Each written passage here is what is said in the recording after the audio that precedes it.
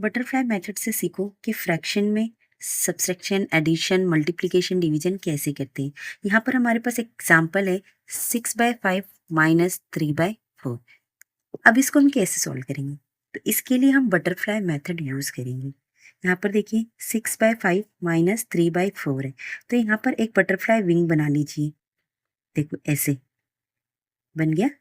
अब 6 इंटू 4 क्या होगा आपका 24, और 3 इंटू 5 15, 5 इंटू 4 20। तो यहाँ पर 24 में से अगर 15 गया तो कितना बचता है बताइए। 24 माइनस 15 इज वॉट 9/20। ये आपका आंसर बन गया। इसी तरह एक और एग्जाम्पल है 2/5 माइनस 7/3। इसको भी उसी तरह सॉल्व करो। देखो पहले एक विंग बना लो, ये रहा हमारा बटरफ्लाई विंग। अब 2 into 3 6, 7 into 5 35, 5 into 3 15, 35 minus 6 is 29, but minus देखो यहाँ पर है, सो यहाँ पर हम माइनस लगाएंगे बाय 15। ये हमारा आंसर। यस स्टूडेंट, नेक्स्ट अभी हम मल्टीप्लाई देखेंगे कि फ्रैक्शन में मल्टीप्लाई कैसे करते हैं। यहाँ पर है आपका एग्जाम्पल 5/4 इंटू 3/2। देखो अब यहाँ पर आपको डायरेक्ट मल्टीप्लाई करना है। 5 इंटू 3 15, 4 इंटू 2 8। ये आपका आंसर।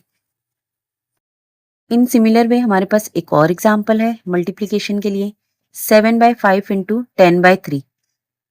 तो बताओ अब इसको कैसे करेंगे। Same 7 into 10, 5 into 3। बट अगर हमारा यहाँ पर कोई डिवाइड होता है तो आपको देखना है कि कौन किससे डिवाइड हो रहा है। 5 1 ज़ा 5, 5 2 ज़ा 10, 7/1, 2/3। तो अब देखो